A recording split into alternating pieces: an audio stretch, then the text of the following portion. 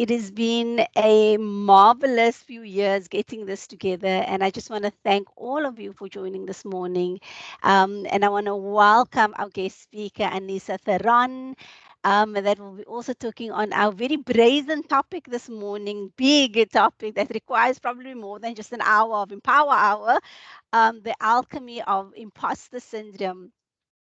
Anissa and I, we spoke about what this topic actually means and where it came from. And one of the things around this entire topic was it was actually something from my side that came forth.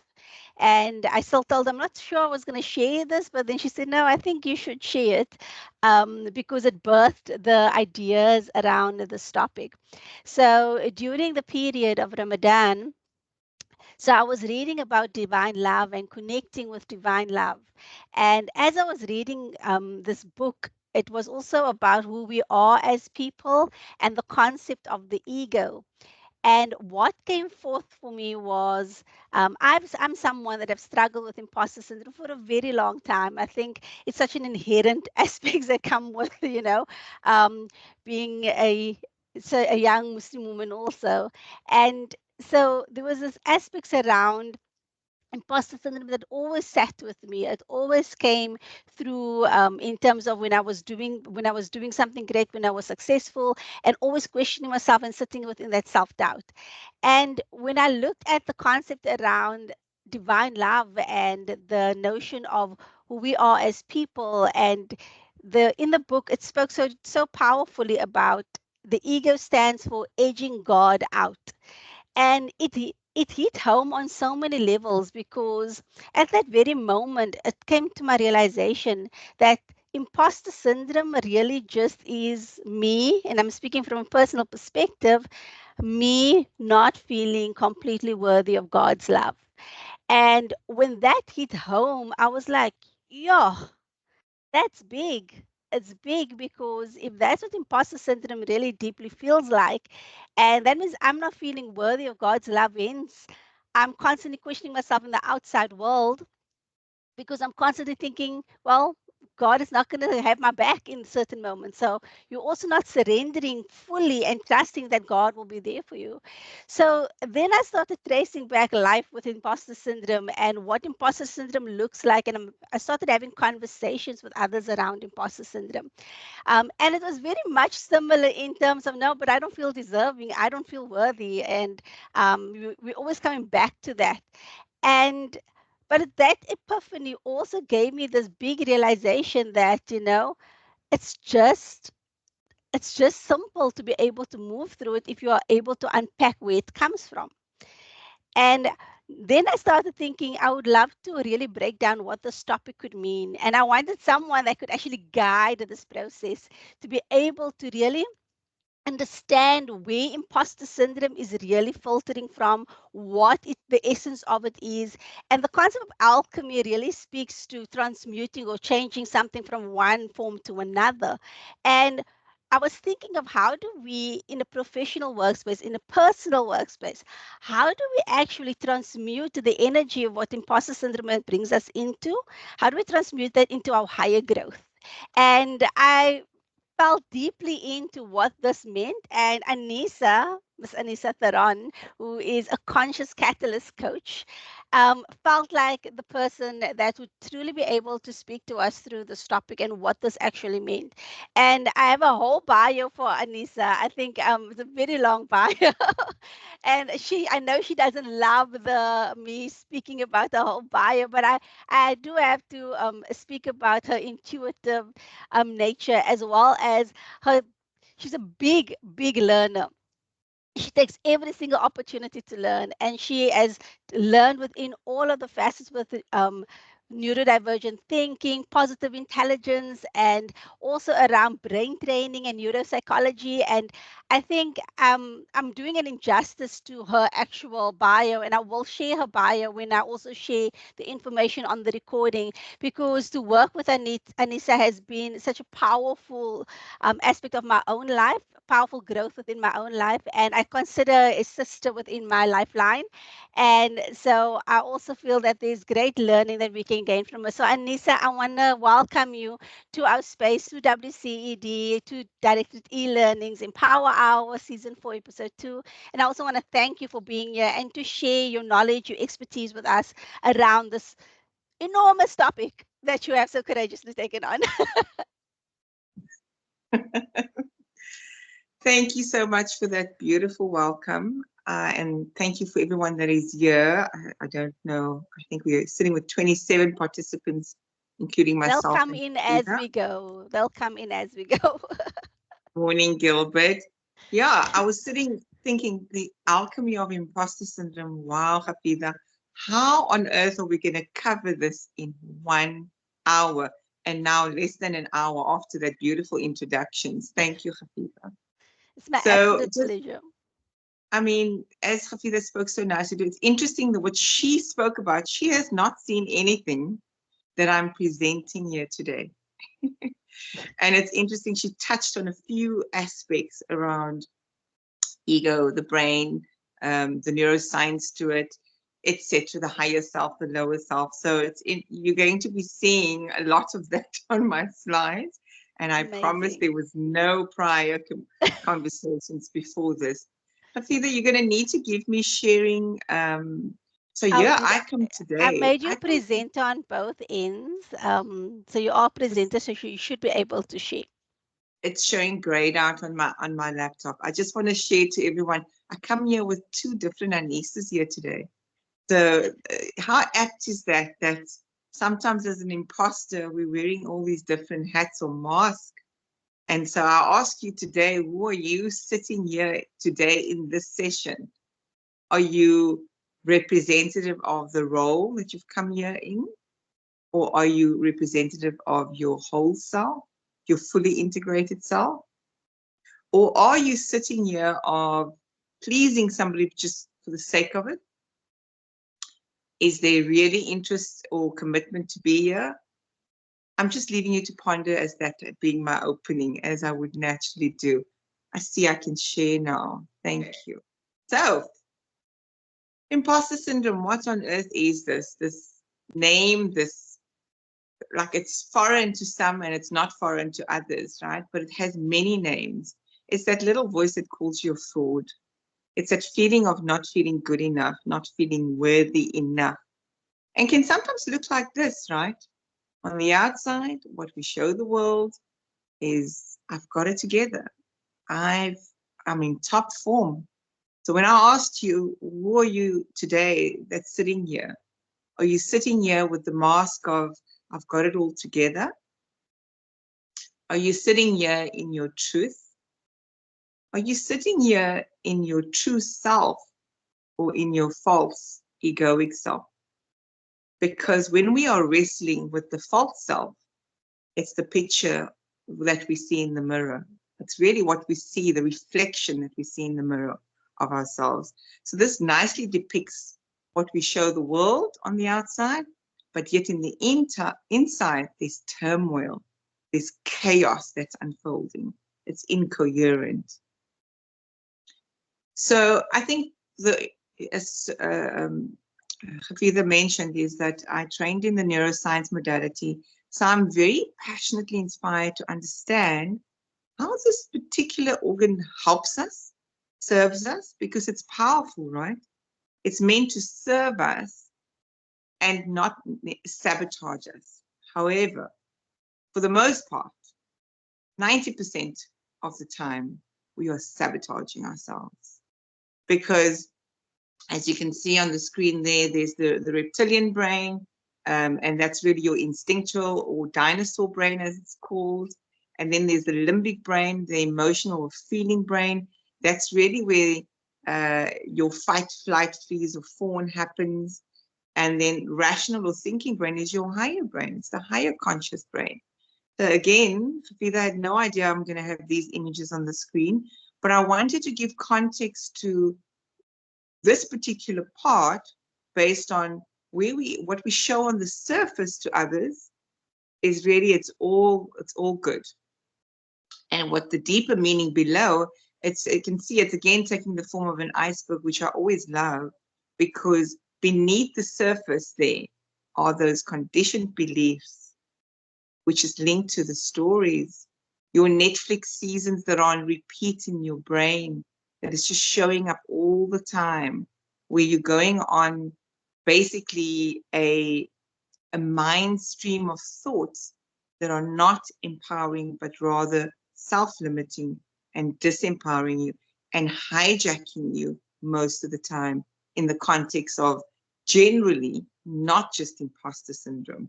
I just want to make that the caveat to keep that in mind. So what does this look like, right? If you see the picture on the top, I think it's going to be your top left. Oh God, forgive me. I have coordination issues, by the way. So coherence versus chaos. The ideal state where we want to get to is obviously to be coherent. Often people think that coherence is your mind has got to be right. But coherence is actually, you'll see the picture on the far bottom, my right, probably your left, I don't know, is the heart CEO. So we need to be guided by our heart to our brain in order to get that coherence that you see at the top there. Although the person's holding their head, yes, the chaos happens because we're in our thoughts. It's the monkey mind that takes center stage here. And it's the inner speech, which is that neural phenomenon, which is imposter syndrome, right? So when we can get in touch with understanding those core emotions, what is the driving force? I use again the metaphor of a iceberg, because on the seafloor of the iceberg, what's sitting there is like I've mentioned, it's the programming which is linked to your social, political, faith-based schooling constructs. So it's made up of different constructs that you became familiar with from childhood up until adulthood. And those constructs is what drives thinking. The thinking, as we've said, is not necessarily serving you. And what then happens is those thinking is driving those core emotions. And the emotions is energy in motion, right? So if you look at the bottom again, there's the heart CEO and there's the brain CFO. Those two need to be coherent, working alongside with one another. But when we led by the head, that is, as Hafida has mentioned, it's egoic. It's the I, me, mine. It's all about you. So ego is not bad. I just want to point that out. People think ego is a bad thing. It ain't. It is there to serve us, and I'll share more of that later. So what do we need to do? We need to start to mindfully study our sabotaging behaviors with awareness and presence. But we're not present, because when we're thinking, we're either fearing the future state, or what is happening, what's going to happen in the future, that the what ifs, or we're sitting in the ghosts and the traumas and the wounds of the past. So one's really got to be discerning and saying, what's happening here in this moment now? So I asked the question, is pain good for you? And hell yes, it absolutely is. Because if we didn't have pain, we would end up putting our hand back on that stove, that hot plate, over and over again. But if we feel pain and we understand what pain is doing for us, not to us, for us, and we understand and know and identify the trigger points from this pain, it's very easy then to connect where you are in your lower self versus your higher self. So are negative emotions good for you? Because now we're saying that it's toxic positivity, we just got to be positive all the time. Absolutely not. I showed you the picture of the brain. Yes, it's the limbic system that will process those negative emotions, that fight, flight, freeze. It's the amygdala, which you get hijacked with. So that's really where we make most of our decisions. But we want to get to the executive functioning of our brain. I always call it, and some of you that may have been at the last session, it's the difference between tapping into your Einstein brain or your Frankenstein brain. Yes, please do make this interactive. I don't want this to be a psychological analysis paralysis session. I really do value the engagement because I, as Hafiza says, I love learning, but I'm also very open to unlearning. So this is not only about you coming here to learn today, but is how do we take all of what we learn today here and in our lives and understand what is it that we now need to unlearn from those habits, thoughts, behaviors, and where we are incongruent within our value systems. But negative emotions are good for you because they keep you grounded to know where you are sitting with those feelings of dis-ease and that cognitive dissonance comes along. So you'll see that these positive and negative emotions, as well as the dialogues, are really processed in the different parts of the brain. So imposter syndrome, I thought this picture was so apt when I found this, and I absolutely loved it because it is where we are. It's that I'm not good enough. Who am I to think I could be great? You might not be able to read it on the screen, but it's I'm a fraud, self-doubt, or I have to be the good girl or else I won't be liked. I've got to be the people pleaser, the hero, the rescuer, the savior. It's all these archetypal roles that has formed in our personality. And the personality, as some of the learned scholars speaks to, the Bruce Liptons, the Eckhart Tolle, and to name a few, they speak about personality becoming our personal reality. So imposter syndrome really is what we refer to, what is referred to in psychology. Now, I'm not a psychologist. I am a coach that's trained in the neuroscience modality, but we do touch on some of the cognitive behavioral psychology. We tap into performance psychology and also sort of the positive psychology aspects. But imposter syndrome really comes on what I mentioned earlier on, those constructs that we have formed, which is connected to our lived experiences and the stories we tell ourselves. Some may not be entirely true anymore, but because we've lived these stories, we latch onto it and as if they are in the present moment. So somebody said, Hafiza, are you going to be managing the chat and interject in between? Yeah, I would you like me to interject, or can we leave the questions towards the end and then you'll be able to touch on all of the questions then? We could, or we could in between. I'm very flexible. Okay, so then I'll give you Gilbert's question. It's a very insightful question, Gilbert. He asked, is it true that your creativity is on the left side of the brain and reasoning on the right side? Does that impact your level of positivity or negativity? You know, it's a powerful question. And again, I'm not a neuroscientist. I've studied aspects of that in the modality for the coaching context and advisory space.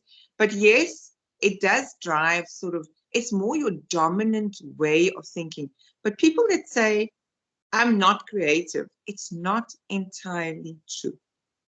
It is a sabotaging thought process linked to an experience where people think I'm more an analytical person. In all of those assessment types that people do, I'm blue, or I'm red, or I'm yellow. Sure, those are the regions of the brain that you are more dominantly inclined to go towards. However, that's also being mindful, excuse the pun, hardwired ways of thinking. And because the brain is malleable, meaning that we can unlearn and we can relearn, we can very much create new neural connections in the brain and new synapses that really speaks to, okay, well, you know, there's a saying that goes, the neurons that wire together, fire together. So when we're dealing with imposter syndrome too, and as we get later into the presentation, and Gilbert, I hope this answers your question, it's how do we detach from how we believe we are versus unlearning and relearning new neural pathways and connections to a new way of thinking, a new way of being. I always call it the GPS for your life. The getting prepared for success is an acronym another lady has in a book, but it's a good acronym. The GPS for our lives is getting prepared for success is knowing thyself, healing thyself in order to lead thyself. So Gilbert, if there's more that you want to ask on that, we can carry on, but I've got a lot more slides. So I hope that touched something on response to it. Okay, great. So who does imposter syndrome sit with? One would think it's people that feel inadequate, that they haven't achieved, they're not good enough, it's not worthy enough, they don't belong. It's the elitist or the ones that are disadvantaged or differently advantaged. But actually, it's sitting in your high achieving individuals who are marked by an inability to internalize their accomplishments and a persistent fear, almost like a crippling fear of being exposed and being found out that they are a fraud, right? And does that sound familiar? I mean, just as a show of a thumbs up for some of you that are here today, you might have many accomplishments, but do you feel sometimes like, hey, this wasn't all me? Interesting. Lots of thumbs going up. Maria raised a hand. Maria, do you want to come off mute and quickly ask a question?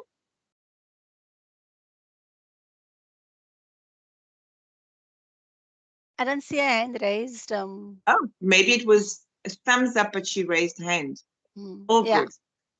Thanks for that interaction. So the imposter syndrome cycle of sabotage is really linked to that fear of failure, that feeling of rejection, that judgment. And I just want to highlight something. Those that were in the previous keynote, we spoke about radical resilience and we spoke about saboteurs and how the judge is the primary saboteur. All good, Maria. Is the primary saboteur for all of us, but it has 10 accomplice saboteurs. So I'm linking that back here again. Keep in mind that we are our own worst inner critic, right? So that inner critic is what's driving this cycle of sabotage within ourselves, which then, it's not going all in. You don't perceivedly get the results that you desire. So self-doubt, lack of confidence steps in, and it's a spiral and it continues. But again, I want you to keep in mind, it's that lens of your world. It's your perception that has become your reality. All it asks of you is to shift the perspective, right? And you can see the other image, and it's just reinforcing the message. It's feeling inadequate in your job, feeling inadequate as a parent, feeling inadequate as a sibling, or comparative, the thief of comparison, be it within our family constructs or friendships or work environments. It is rife and it's ruining our lives, right? And then the reality is you actually are more competent and have been good enough all along. But to get to that stage of knowingness of that, it's the false self that one has to release. It's the dismantling of those structural problems and inequalities. Yeah, it references in your workplace that exist to make employees feel incompetent, but the reality is that you needing to dismantle that for yourselves. And when we finally unlayer and release some of these masks that we're wearing, we didn't only wear masks during COVID. We still continue to wear these masks. The beauty of combating or alchemizing the imposter syndrome is knowing how one's got to release these masks. So, what are the types of imposter syndrome that are there? The perfectionist. Who can connect to being the perfectionist? Put it in the chat for me. Who's the superwoman the hero rescue savior, or the Superman? Who's that natural genius? Put it in the chat. I'd love to just see what's coming up. If you so choose, no obligation. The soloist, the expert, right? And here's how you can identify having severe self-doubt, low self-esteem and poor sense of self, lack of confidence, overthinking, an overachiever. Yes, Hafida, feeling anxious, self-criticism and downplaying their own performance. This is from Mind Journal, Mind Help, that. And then the other one's Medi India, the image just giving credits to them. And then self-sabotaging your own performance and success, which then is driven by stress, anxiety, shame, and depression. We all have this on a daily basis, but we are the co-creators of this. So how do we take control of the executive board in your brain? You need to start talking to the sabotaging behavior. Have a dialogue with it. Okay, for some of us that are Muslim, we're not going to have the alcohol, but maybe we're driven to want to drink alcohol sometimes. Hafiza. Just because we're just in overwhelming overdrive. Listen mindfully to those inner voices. Discern what is true and what's not true. Very difficult if all you've been used to and accustomed to is a way of just constantly shaming, blaming, and having this guilt and feeling like you are this big fraud. Very difficult. But there are some ways to overcome it.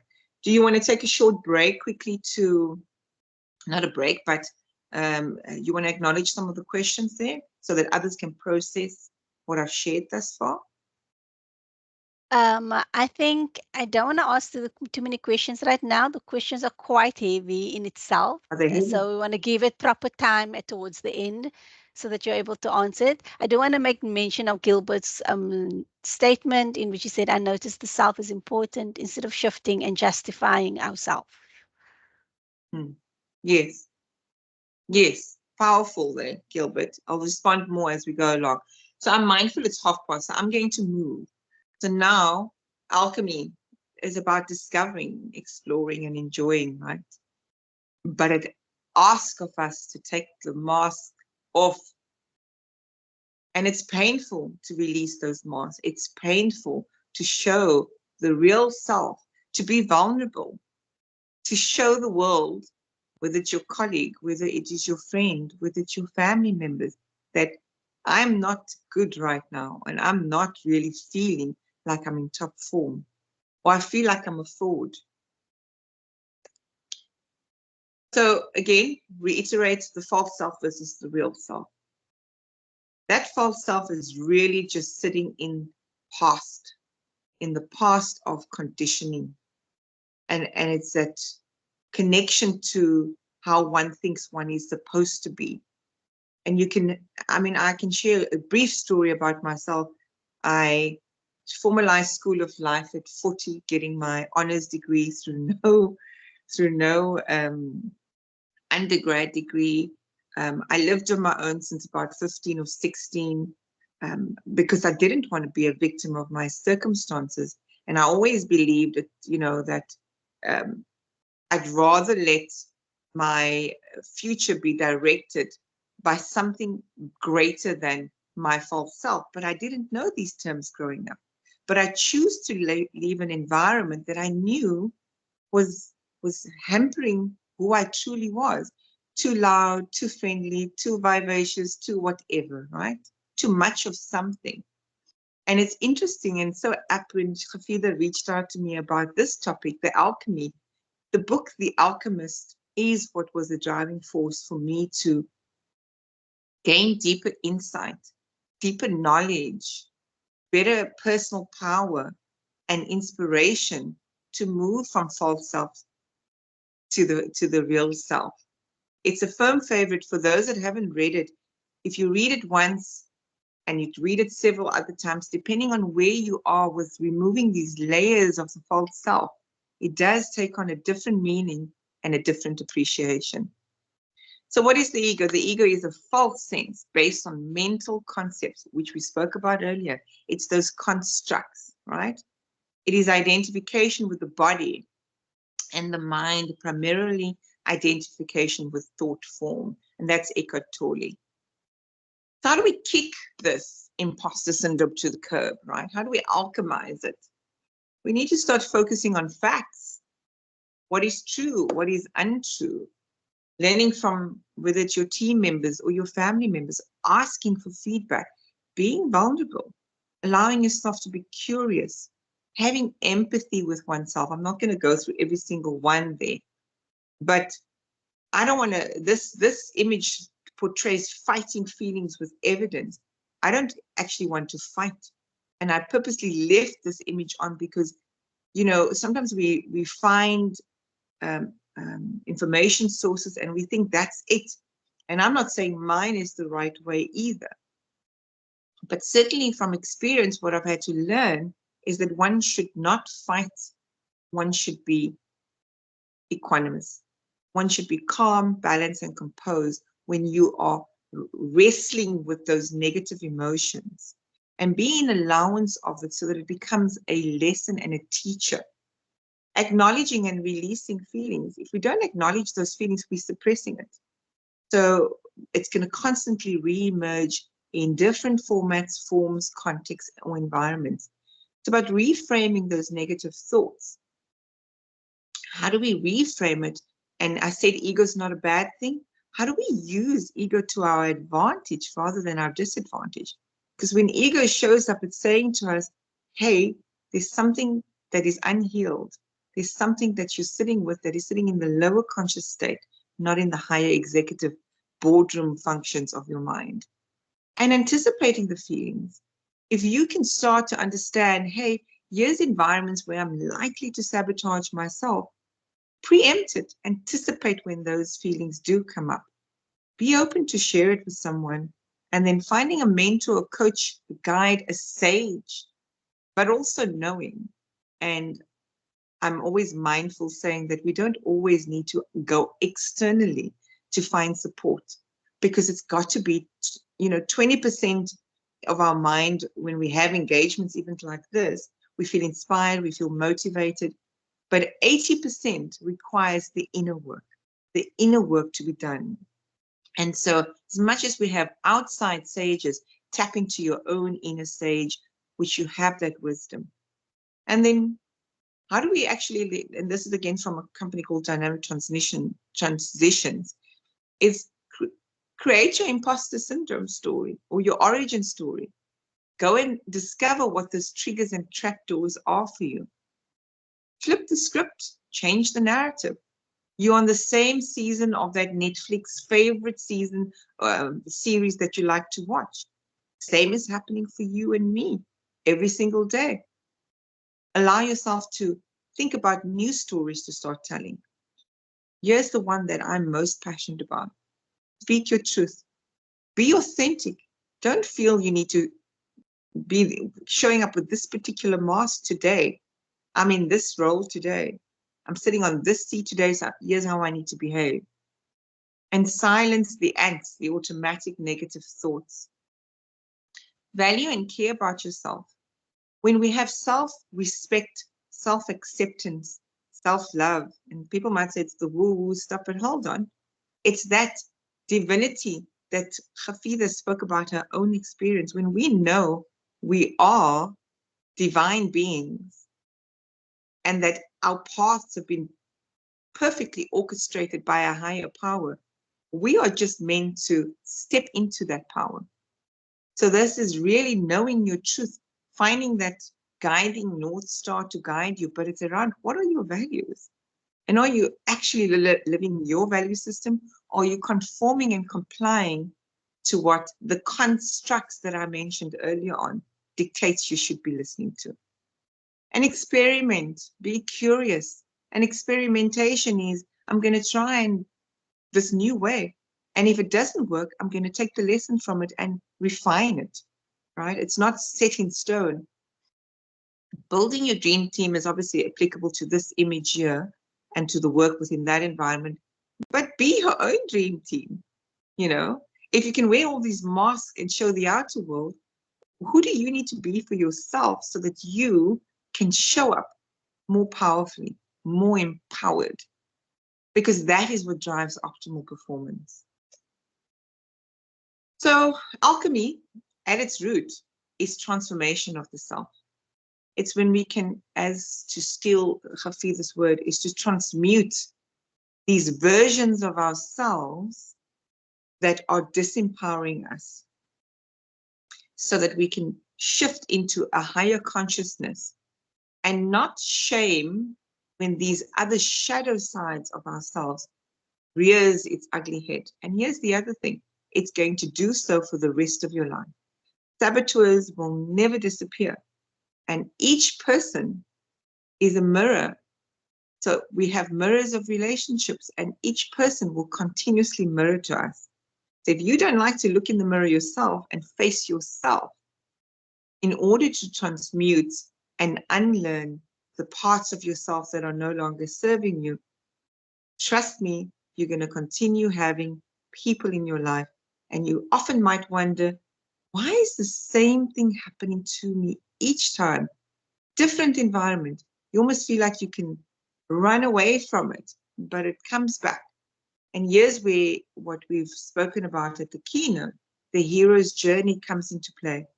We are asked to take heed, to accept the call to adventure. And the adventure is not fun. It's not easy always, because you've got to slay those inner demons that has been lurking in your shadows for the longest time. What else can we do? It's agency, right? Is living life with intentionality, power, not power that's egoic. It's personal power, rationality, forethought, self-regulation, and self-efficacy. So emotional intelligence here is apt in this context because when your EQ is sound and robust, you'll have agency. You'll be able to master radical resilience, because ultimately where we want to get to with not feeling like an imposter is self-actualization. But to reach self-actualization, one has absolutely got to release the stories that we've attached ourselves to, the false self, and the things that we believe is what others are thinking of us, but yet we're thinking that for ourselves. And lastly, I think this is my last slide, because I don't want it to be death by PowerPoint, is set advantageous goals. But I like to change that word goals to purpose. Be purposeful, right? And it's what we mentioned in the previous slide around agency, initiating action towards that. I like to see the one that's the voice, free will, freedom, autonomy in the individual volition, right? Reflection. We don't take time to pause. We're busy, we're always hustling, we've always got something to do. And within the midst of that lurks the saboteurs. And in the midst of that, we feel like an imposter because we haven't really taken time to pause and to preempt. And then lastly, internalize and self-efficacy is move out of the victim to me consciousness and start to see that every experience, every person, every situation and an event is there in your favor to shift you and move you closer. I don't believe we ever reach an enlightened state, because then we're never learning. We're not continuously learning, but we do need to be willing to shift that internal locus of control in order to drive self-efficacy and then be present with what is serving us versus what is sabotaging us. On that note, I think that's me. Yeah. Aneesa, can That's you just not, go back to the previous slide for me for a second? which one? That one in particular. I don't know, for some reason, the 6 components of high agency hit home for me. there are a few questions, and I love our timing because we can delve into those questions that were presented in the chat. If anyone else have any more questions or comments, please place it in the chat. Or if you want to make a comment, please raise your hand and I will unmute you so you're able to share your experiences or thoughts. But I just want to ask you quickly around the concept around self-regulation. I think we have intention, we are very aware of our power on a normal day. We're also very aware when we lose our power in a moment, and we rationalize all the time. I think one of the things that we are very good at is intellectualizing our feelings. But Yeah. the self-regulation part is often where we just before that we stop, you Mhm. know, in terms of understanding our full agency to get to a point of self efficacy. So, what would be some tools that you could maybe share that would help with self regulation in moments of losing that level of agency or losing that sense of self worth?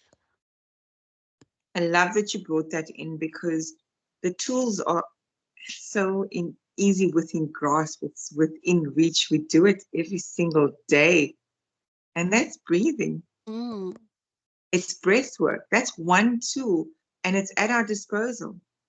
mm, The others are there. Look, self-regulation, reflection is required within that self-regulation. So by journaling, not everybody loves to journal, but mm, there are many, many ways to self-regulate, but mm, just in that moment. So the brain is not designed to think of negative, disempowering, self-limiting thoughts and positive, empowering, um, high agency thoughts at the same time.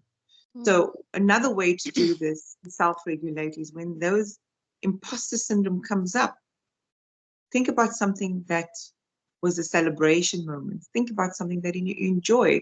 I love chocolate. I'm a chocoholic. So I always think about savoring that Lindt chocolate that I love, or a meal that I enjoy. Um, Anything that allows you to go into a space of grace in that moment mm, and gratitude. mm, Because in the previous stage before self-regulation, you're in a grudge state, mm, right? And what it asks you to go into is grit, which requires that self-regulation, it's resilience, radical resilience. But it's not asking you to have a coach next to you 24/7 or a mentor that you can phone in. You have it internally within grasp. You can breathe, you can write it out, you can actually even focus your attention even on something in that moment in your closest presence, and just mm, really focusing on it and seeing the beauty within that, or listening to sounds in the background. mm. It's It's zoning out. It's allowing you to zone out from the noise and the chaos. Does that answer that?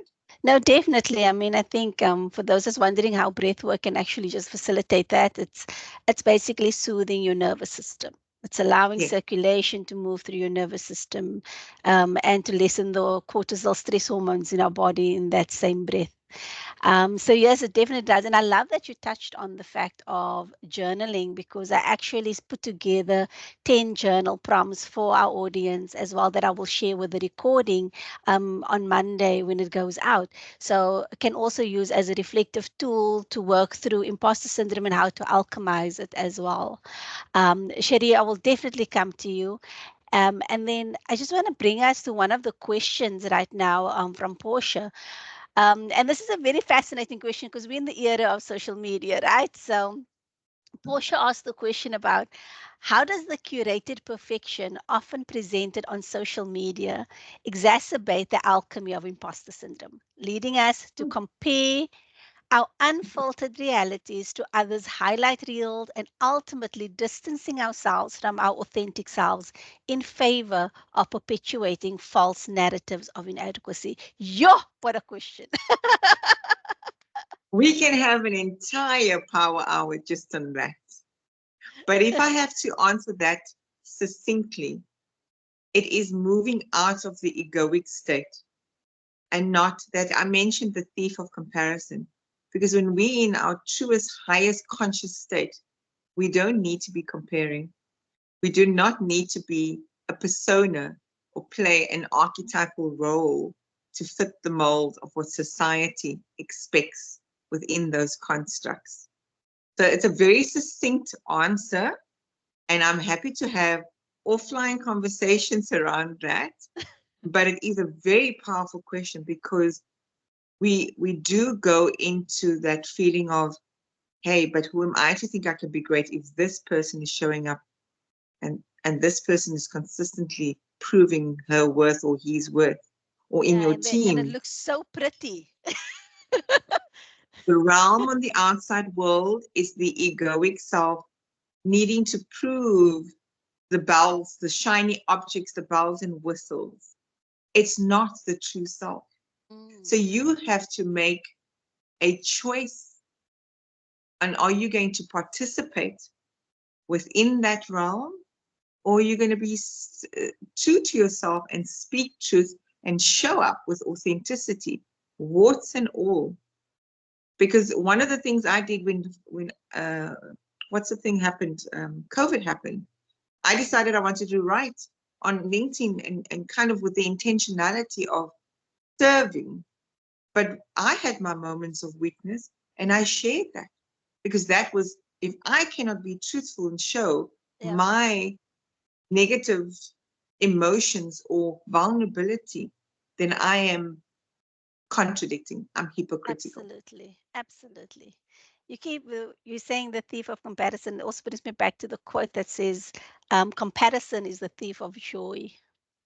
Yes, yes, yes. Uh, I want to bring us to the next question. That was quite a big question. Thank you, Portia. I think That's one of the ways also around that is just sometimes we need a reality check from away from social media to remind us that what is real and coming back into the space of gratitude. And it's so easy with the aesthetics of social media that everything is curated. Everywhere I see is the word curation these days. That means that it's put there in order to bring about a certain appeal, in order to bring about a certain reaction. And mhm. that level of curation, life is just not curated. My life is pure chaos most of the time. So, you know, we really have to Yes. embrace the chaos if we want to truly delve deep into the acceptance of what our world looks like and what the world of another looks like. So But that, it's a, to your yeah, point, that is living from a place of equanimity.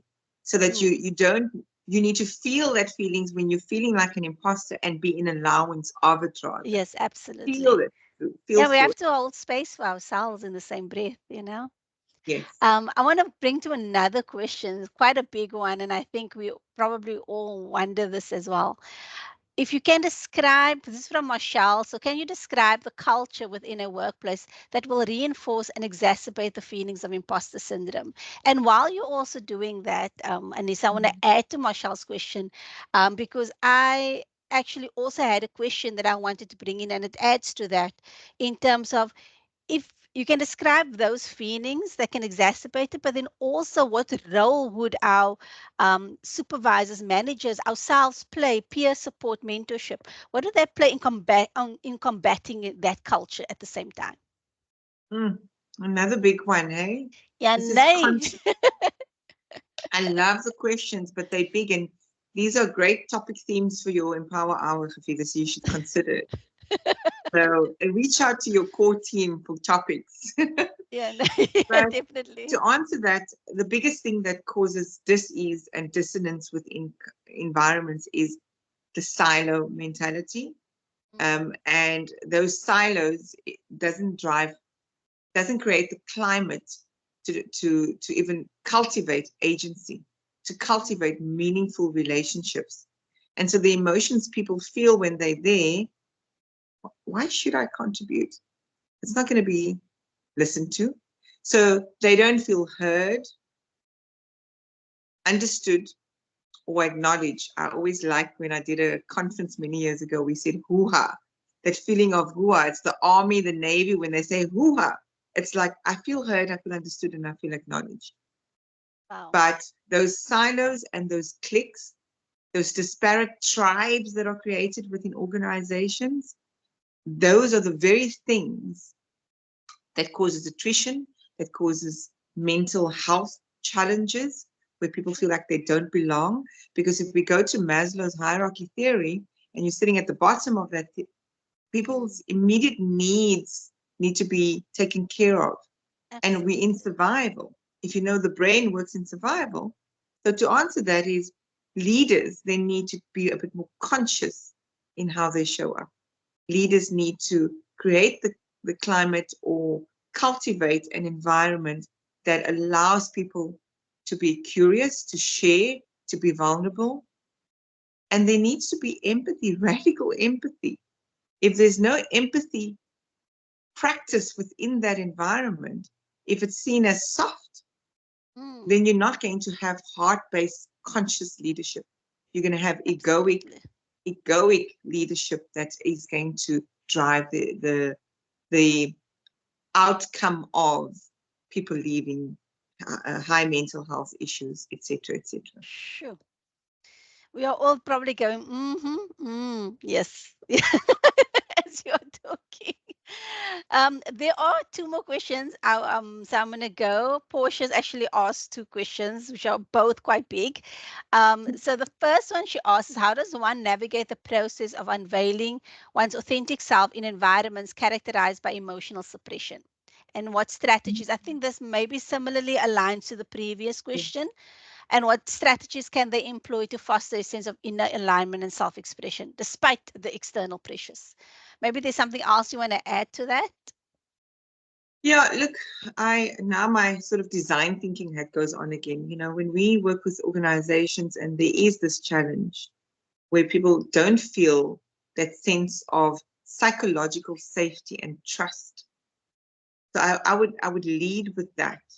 Is how do we create psychological safety and trust for people to feel okay that they can. It starts with the leaders again. It's a bottom-down approach, unfortunately. But I do think, as much as it's generally supposedly politically correct bottom-down, if you unveiling the false self, the egoic self, and you speaking truth, it takes courage for you to step into truth and to speak your truth. And instead of hiding behind the veils of, well, the environment doesn't allow it, because then you are co-creator of that environment. Absolutely. And so here I'm going to be a bit and my that usual requires a self. level of I'm going to call accountability. people out. Yes. Yeah. Because it's not fair that we're always expecting the company, the environment, our spouses, our friendships, our mothers, our fathers, whatever the context is. If you're not in truth, then you're living as an imposter, not just the wrong side of the imposter syndrome, but you're living a lie. And you're trying to please, you're living within the personality sense that I mentioned earlier, which becomes your personal reality I highlighted. So your reality is determined and dictated based on your action around agency again. So it comes back to agency. I hope that answers it, Portia. I don't think I have all the answers. I said it. My answer, my perspective might not be the right. So let's just be mindful. I'm going from my lens, my experiences, my lessons and my learnings. Doesn't always mean it's right. So I'm very mindful when ego might play a role, and spiritual ego comes in. So let's also not forget that part where we think, but I'm doing the work. I'm very conscious and I'm aware. Spiritual ego also wreaks havoc in the environments that we live in. So I just want to end off on that point there to that question. I think there's a lot there to unpack in itself. Yes. So yeah, I think we have to process that. I want to bring to our last question. How might societal expectations influence how men and women experience imposter syndrome differently, with a specific reference to the workplace? I mentioned it earlier on. If you know how the brain works and that iceberg and the different constructs, it absolutely is going to be driven by those constructs. But you have to be discerning to be the producer, director of what that script is going to dictate. Are you going to go with the societal scripting, Or are you going to rewrite that societal script for yourself and be the change maker, be the catalyzer of that within your environments? Because how else is the narrative going to shift if you remain within the paradigm of what those constructs are dictating? So again, it takes each one of us that are sitting here to be conscious and aware of, how am I contributing to these constructs that is going to exacerbate this unconscious lifestyle that we live and this mask that we continue to wear? Or are we going to say, I'm going to make the shift, I'm willing to do the work? And it starts with self. So I like that people always like to say the government, this, it's that, it's this, because it's a projection. So once again, we are asked to lean into rather, what is my role in this? How can I change the paradigm or shift that paradigm to create a new way of thinking, being, and showing up? And how am I going to become one with that versus I'm fighting with these constructs? Because living from a place of equanimity is swimming with those tides, and they're going to come. The tide is always going to come in. The question is, are you going to allow yourself to swim with the toxicity that is being filled within that? Let's use the ocean. I always love it. That toxicity that goes into the ocean, I like to call her she just pushes out the toxicity, but she remains calm and composed amidst all of it.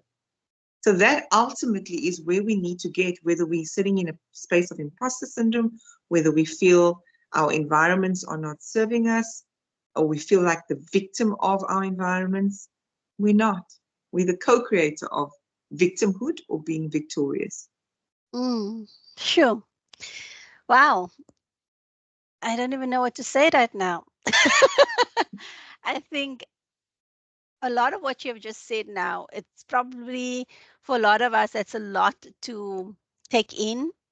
And besides that, it requires some deeper learning, deeper sitting with ourselves, reflective work in order to fully delve into what that actually means for us. And I'm from a personal perspective, listening to that, it's like I know for a fact that through my own journey that it was my realization of victimhood that I was within, that I was attached to that narrative that kept me in a particular mindset, that kept me in a particular thinking space, that kept the relationships I had almost one directional and stagnant within that negativity. And it was once I've actually realized my role I played within my own victimization that there were shifts that started to happen. But in all fairness, this is a journey that is so constant and that it is not just constant, but it is also constantly shifting and constantly asking more of you. And I think it's also years in the making. It's not something, because it's years of conditioning, years of unlearning that will have to take place. And also years of you having to discern what is my role and what should be the other role of the provider, if I can put it that way, of the organization, of the support mechanisms that's in my life, So in that spaces there's a lot to have to discern, and we can only truly be fully um, cognizant and accountable in our roles if we accept the role that we are playing, and then also just understand that we can't control or shift other people's roles, other people's decisions, other people's behavior. But I also have realized strongly that through my own internal shifts, no matter how small they may seem, micro even in its essence, shifts has happened in the organization as well in certain facets. And I think we have to understand that we have a powerful role that we can play. that it's the people that make it. It's the people that can shift where we want to be. So yeah, that is Hafida, splendid. Yes, I just want to talk to that in closing also, that last point that absolutely. you mentioned is the expectations is linked to Mm, attachment. yeah. And attachment, for those that know, I've said it many times before in previous environments, it's the root cause to suffering. When Mm, we attached and have expectations of how an outcome needs to happen or how somebody needs to behave towards us, that's mm, when we get disappointment and we go into almost the dead zone of our lives. sure. But it's the non-attachment. It's not detachment. We can't detach. We're not monks.